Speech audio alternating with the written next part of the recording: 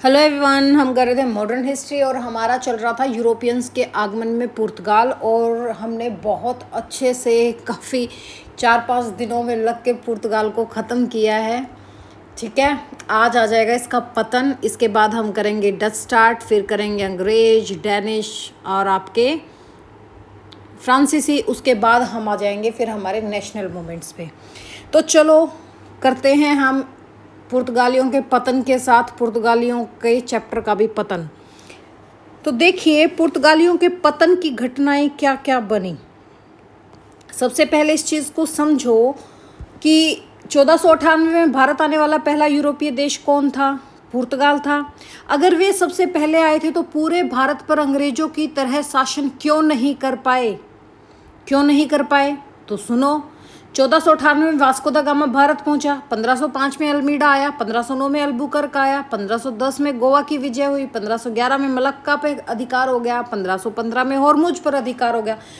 कुछ ही वर्षों में पुर्तगालियों ने हिंद महासागर के सबसे महत्वपूर्ण समुद्री मार्गों पर अपना नियंत्रण कर लिया।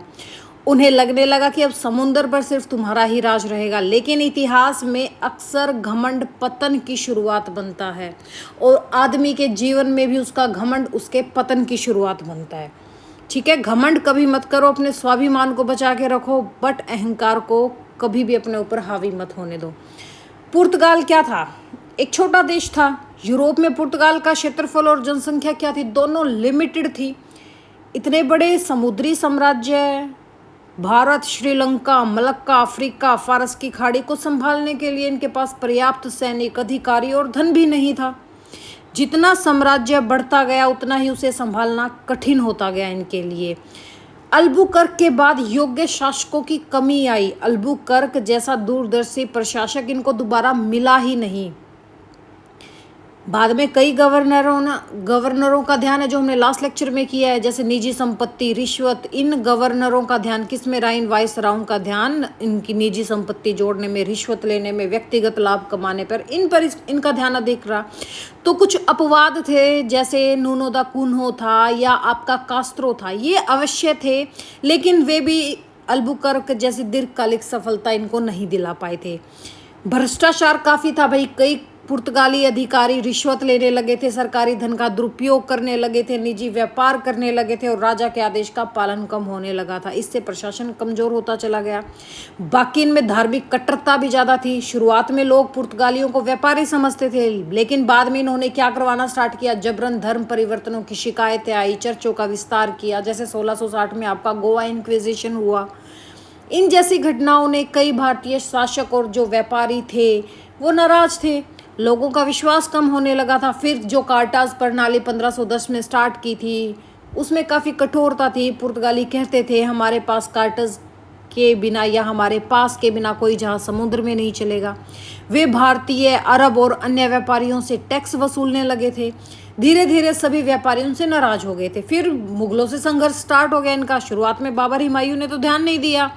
अकबर ने मित्रवत संबंध रखे, लेकिन शाहजहां के समय शिकायतें बढ़ी, भाई अवैध व्यापार हो रहा है, कर काट चोरी हो रही है, दास व्यापार के आरोप लग रहे हैं, जबरन धर्म परिवर्तनों की शिकायतें। तो 1632 में हुगली अभियान हो गया।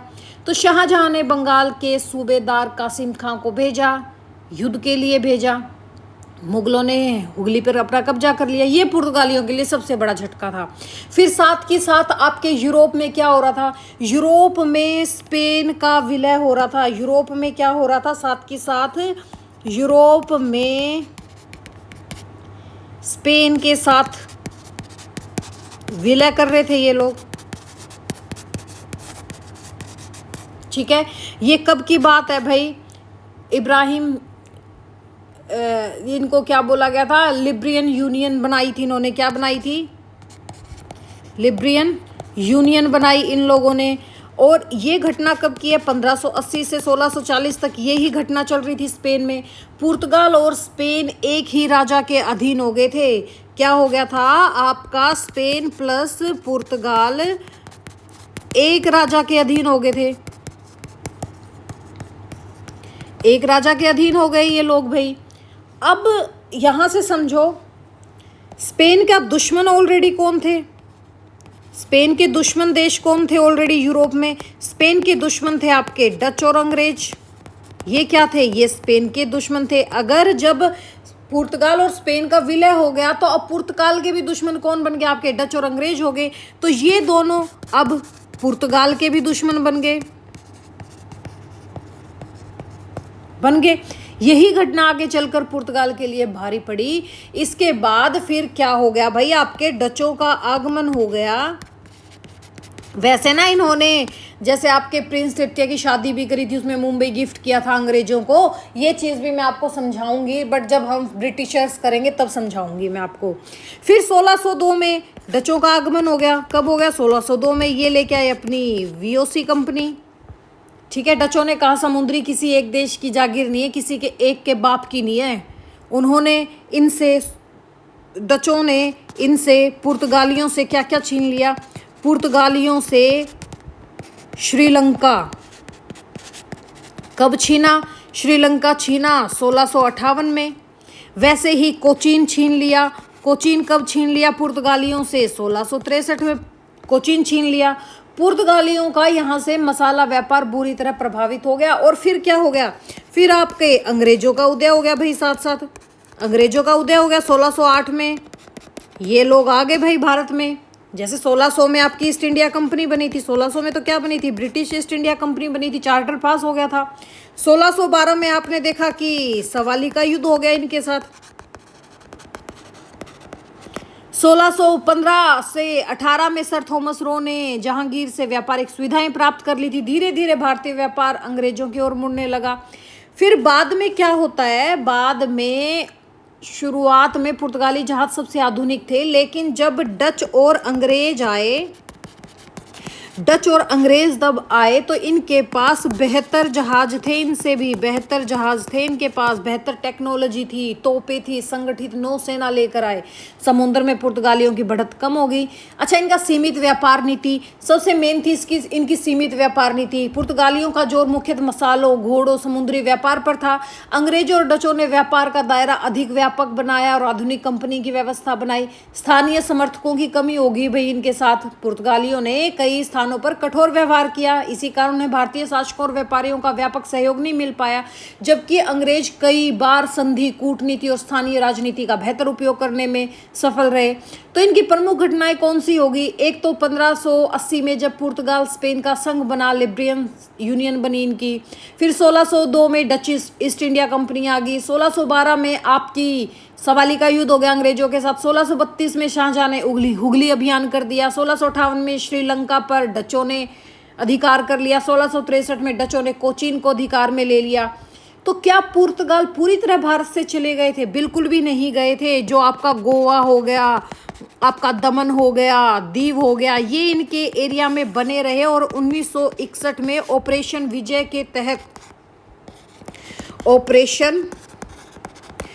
के तहत इनको यहाँ से खदेड़ा गया और भारत में गोवा, दमन और दीव को शामिल किया गया।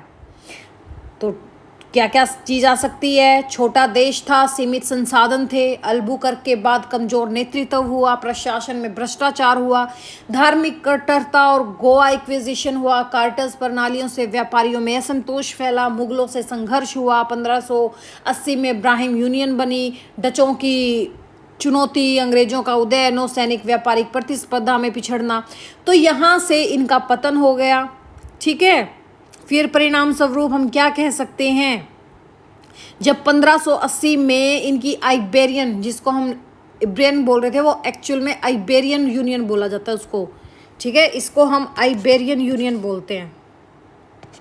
आइबेरियन यूनियन क्या है? ये आइबेरियन यूनियन। अब इस वजह से क्या हुआ भाई? भारत में यूरोपीय प्रभुत्व की दौड़ में पुर्तगाल बहुत पीछे रह गया और अंततः अंग्रेज सबसे शक्तिशाली यूरोपीय शक्ति बनकर भारत में उभरे। अब देखो, नोट्स करते हैं। देखिए क्या हुआ था। 16वीं शताब्दी में भारत में सबसे पहले आने वाले समुद्री व्यापार पर एकाधिकार स्थापित करने वाले पुर्तगालियों की शक्ति धीरे धीरे समाप्त होने लगी। इसके पीछे कई कारण और घटनाएं जिम्मेदार थी। सबसे पहला कारण था अन्य यूरोपियन शक्तियों का आगमन। जैसे 16वीं शताब्दी के अंत में 1602 में डच आए, 1600 में ईस्ट इंडिया कंपनी बन गई थी, बट ये आए कब? 1608 में। फ्रांसीसी हो गए, डेनमारिया हो गए, डेनमार्क हो गया, और ये भारत आई जिनके पास अधिक संसाधन, शक्तिशाली जहाज और बेहतर संगठन थे। समुद्री शक्ति में कमी आ गई, पुर्तगाल के पास जहाजों और नाविकों की संख्या कम थी, लगातार युद्धों में उनकी नौसैनिक शक्ति कमजोर हो गई। आर्थिक पतन हुआ, भाई लगातार युद्ध लड़ोगे तो प्रशासनिक खर्च और घूस भ्रष्टाचार के कारण पुर्तगाल आर्थिक रूप से कमजोर हो गया। इनका व्यापारिक एकाधिकार का अंत हुआ, जैसे कार्टाज प्रणाली और बलपूर्वक व्यापार के कारण स्थानीय शासक व्यापारी नाराज हो गए थे। प्रशासनिक कमजोरी थी, गोवा और अन्य उपनिवेश में भ्रष्टाचार, आपसी कलह और गलत नीतियों ने पतन को और तेज कर दिया।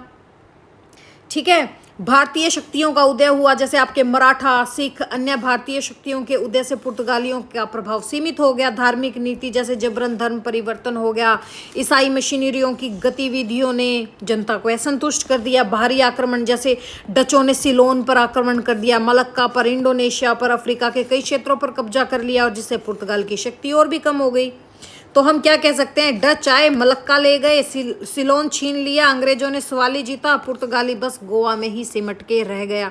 और क्या रीजन थे? देखो भाई, प्रमुख घटनाओं का कालक्रम कौन सा था? 1580 में जब इब्राहिम यूनियन बनी, ठीक है, पुर्तगाल और स्पेन का एकीकरण हुआ। 1602 में डच ईस्ट इंडिया कंपनी आ गई। 1612 में आपके सवाली का युद्ध, अंग्रेजों की जीत हुई। 1622 में डचों ने मलक्का पर कब्जा कर लिया। कब किया? 1622 में मलक्का पर कब्जा। 1638 में श्रीलंका पर कब्जा कर लिया। 1658 में सिलोन के शेष हिस्से पे भी कब्जा कर लिया था 58 तक। 61 में बॉम्बे के अंग्रेजों को दहेज में दे दिया इन्होंने, मुंबई।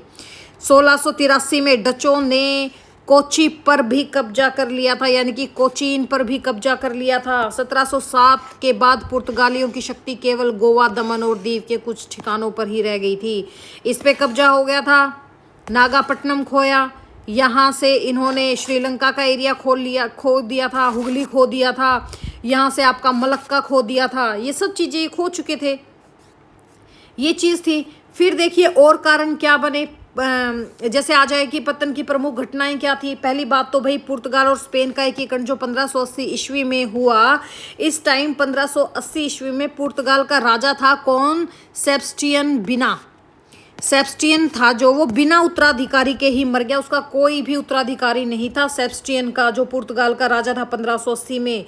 फिर पुर्तगाल स्पेन के राजा जो फिलिप द्वितीय थे उनके अधीन आ गया, इसके लिए भी युद्ध हुआ था। इससे इब्राहिम यूनियन 1580 से 1640 तक ये सब चीज़ चला था। इसको इब्राहिम यूनियन कहते हैं, इब्राहिम संघ कहते हैं, ठीक है।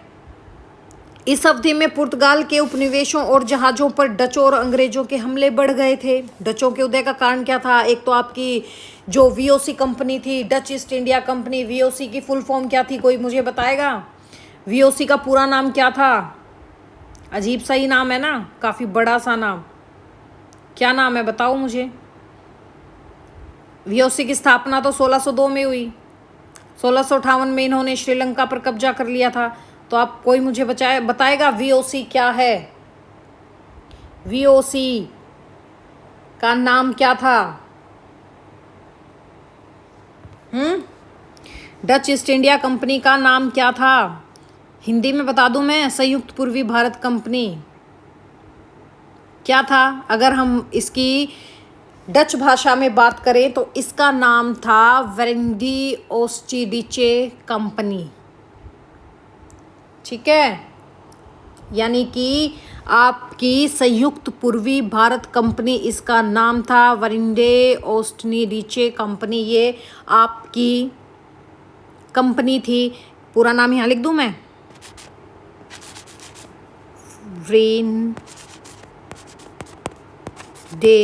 वेरेंडे का मतलब था संयुक्त, यानी कि यूनाइटेड, ठीक है। और कहाँ लिखूँ इनका पूरा नाम? यहाँ लिख दूँ, वीओसी क्या नाम था? वेरेंडे, यानी कि यूनाइटेड ओस्टिडिचे,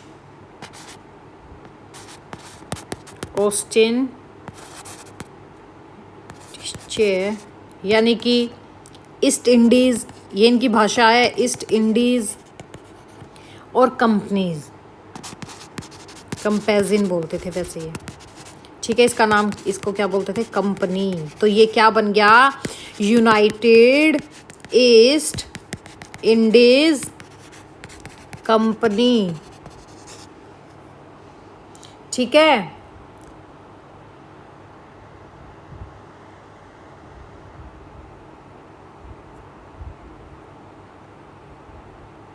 एक सेकंड रुकना।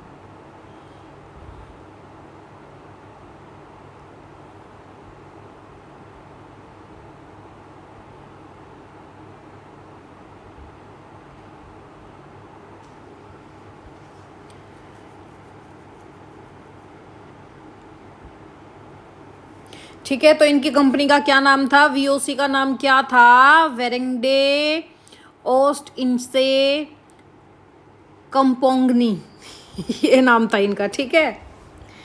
हंसो मत, क्योंकि मैं ये नाम बहुत मुश्किल से ले पाती हूँ। क्या नाम था, वेरेंडे ओस्ट इंडिशे कॉम्पांगनी, लिख दूं मैं, डे आस्ट इंडिशे कोम्पांगनी, ये नाम था इनका, इसका। वेरेनिडे का मतलब क्या था, संयुक्त यानी कि यूनाइटेड। ओस्ट इंडसे का क्या नाम था, पूर्वी भारत यानी कि ईस्ट इंडीज। और कामगनी का क्या नाम था, कंपनी। तो क्या बन गया, संयुक्त पूर्व भारत कंपनी, ठीक है। 1602 में ये बनी थी, 2 में हुई। डचों के पास शक्तिशाली जहाज, बेहतर संगठन, पर्याप्त पूंजी थी। इन्होंने एशिया में पुर्तगाली व्यापार को चुनौती दी। 1622 में इन्होंने मलक्का पर कब्जा कर लिया, 1638 में सिलोन पर और 1658 में कंप्लीट सिलोन पर अधिकार कर लिया। 1683 में कोची पर भी कब्जा कर लिया। आर्थिक प्रशासनिक पतन क्यों हुआ, लगातार युद्धों में उपनिवेशों की रक्षा करने में अत्यधिक खर्च हुआ, भ्रष्टाचार, वायसराय और मनमानी की अव्यवस्था बढ़ी, व्यापार में गिरावट आई क्योंकि एक अधिकार समाप्त हो गया, कार्टाज प्रणाली भी अब प्रभावी नहीं रही थी, धार्मिक नीति भई, जबरन धर्म परिवर्तन, चर्च निर्माण, हिंदुओं पर प्रतिबंधों से जनता में असंतोष फैला और कई स्थानों पर विद्रोह हुए। तो इसका परिणाम क्या हुआ, 18वीं शताब्दी तक पुर्तगालियों की शक्ति घट गई थी, वो केवल छोटे छोटे क्षेत्रों तक सीमित रह गए थे और 1707 के बाद भारत में उनका प्रभाव नामात्र रह गया था और मराठों और अन्य भारतीय शक्तियों का भी उदय हो गया। 17वीं शताब्दी के अंत में मराठों की शक्ति बढ़ी, उन्होंने गोवा क्षेत्र के आसपास पुर्तगालियों की गतिविधियां सीमित कर दी। भारतीय शासक अब पुर्तगालियों पर निर्भर नहीं रहे थे। समझ में आ गया। तो देखिए, स्पेन का एकीकरण हुआ, ठीक है। इब्रियन यूनियन बनी थी। डचों का आगमन 1602 में हुआ, मलक्का का पतन 1622 में हुआ, सिलोन डचों के हाथ में 1638 में आया, पर पूरी तरीके से कब आया था, कंप्लीट 1658 में आया था। फिर 1683 में क्या आया, 1683 में कोचीन भी डचों के हाथ लग गया। फिर सवाली का युद्ध हो गया 1612 में, केवल गोवा दमन दीव ही सीमित रह गया था। तो देखिए क्वेश्चंस क्या आए थे, जैसे पीवाईक्यू में पूछा गया है आपका, पीवाईक्यू क्या है, पुर्तगाल की शक्ति भारत में कब तक सीमित रहे, कहाँ तक सीमित रहेगी थी और कब तक, 1707 के बाद केवल गोवा दमन दीव और छोटे ठिकानों तक। फिर देखिए सवाली का युद्ध कब हुआ, 1612 में, मलक्का पर डचों का कब्जा 1622 में, सिलोन डचों के हाथ में 1638 में, बॉम्बे अंग्रेजों को कब दिया, 1661 में दहेज दे दिया था प्रिंस तृतीय को, और कोची डचों के हाथ में 1683 में लगी और 1717 के बाद गोवा दमन दीव तक सीमित रह गया था। पतन से मिले निष्कर्ष क्या निकलते हैं भाई, एकाधिकार और बल का प्रयोग स्थायी नहीं होता कभी भी, प्रतियोगिता जो कंपटीशन है वो व्यापार को बदल देती है, स्थानीय जनता का सहयोग व्यापार की सफलता के लिए आवश्यक है, नई टेक्निक, संगठन, पूंजी वाली शक्ति, अंततः विजय होती है। ये आपके पीसीएस में पूछे जाने वाले क्वेश्चंस है कि पुर्तगाल का, ये पूछे जा चुके हैं कि पुर्तगाल का स्पेन के साथ एकीकरण कब हुआ था, कब हुआ था, 1680 में हुआ था, जब इनके पास कोई उत्तराधिकारी नहीं बचा तो फिलिप ने किया था, ठीक है। सवाली का युद्ध कब हुआ था, 1622 में हुआ था, 1612 में हुआ था, किसके साथ हुआ था, बेस्ट के साथ हुआ था, थॉमस बेस्ट के साथ। पुर्तगाली भारत में कौन से क्षेत्र तक सीमित रह गए थे, गोवा दमन दीव 1961 में। फिर ऑपरेशन विजय के तहत इनको खदेड़ा गया और ये हिस्सा भारत में मिला लिया गया। ठीक है, तो ये था हमारा आज का कंप्लीट लेक्चर। कंप्लीट हो गया भाई हमारा, ये हमारा क्या हो गया, कंप्लीट हो गया पुर्तगाल। तो आप लोगों को मेरी तरफ से थैंक यू। हंसते रहो, मुस्कुराते रहो, खुश रहो और नेक्स्ट लेक्चर में भी पहुंच जाना। ठीक है, तो चलो हम अब नेक्स्ट लेक्चर में स्टार्ट क्या करेंगे, डच 1602 में भारत में आए। थोड़ा सा तो समझा दूं, थोड़ा सा तो समझ ही लो डच के बारे में भी, ताकि नेक्स्ट जब हम करें तो एकदम मतलब माइंड में वो चीज़ ना आए कि ये कहाँ से पधार गए। थोड़ा सा करवा दूँ, थोड़ा सा हल्का फुल्का करवा दूँ। वैसे मैंने हल्का फुल्का तो आपको करवा ही दिया कि वीओसी कंपनी आई। ठीक है, 1683 में डचों ने कोचीन पर कैसे कब्जा किया, ये सब चीज़ तो मैं आपको करवा चुकी हूँ वैसे। ठीक है, जैसे इनकी श्रीलंका में जो लड़ाई हुई थी, इनकी जैसे श्रीलंका में लड़ाई हुई पुर्तगालियों के साथ। ठीक है, किसके लिए हुई थी श्रीलंका में, यानी कि आपका जो सिलोन था, किस वजह से हुई थी यहाँ पे लड़ाई। यहाँ पे ना सिनेमन, जो आपकी दाल चीनी होती है, उसके लिए लड़ाई हुई थी। ये सिनेमन के लिए प्रसिद्ध था सिलोन। ठीक है, लेकिन जो स्थानीय कैंडी थे, किंगडम ऑफ कैंडी, यहाँ पे कौन थे, राजा थे कैंडी, उसने डचों की मदद की। ठीक है, डचों से कहा कि हम आपकी मदद करेंगे लेकिन बदले में हमें व्यापार का एक अधिकार चाहिए। फिर कोचीन की लड़ाई हुई भाई, तो डचों की नज़र अब भारत के पश्चिमी तट पर थी। अगर कोचीन जीत लिया तो पुर्तगालियों की तो कमर ही टूट जाएगी। कई वर्षों तक संघर्ष चला, 1663 से लेके 1683 तक ये संघर्ष चला था और एट लास्ट 1683 में हाथ लग गया इनके कोचीन। ठीक है, तो चलो अब हम करेंगे, नेक्स्ट में ही करते हैं डच। ठीक है, मिलते हैं नेक्स्ट में। Thank you, have a nice day.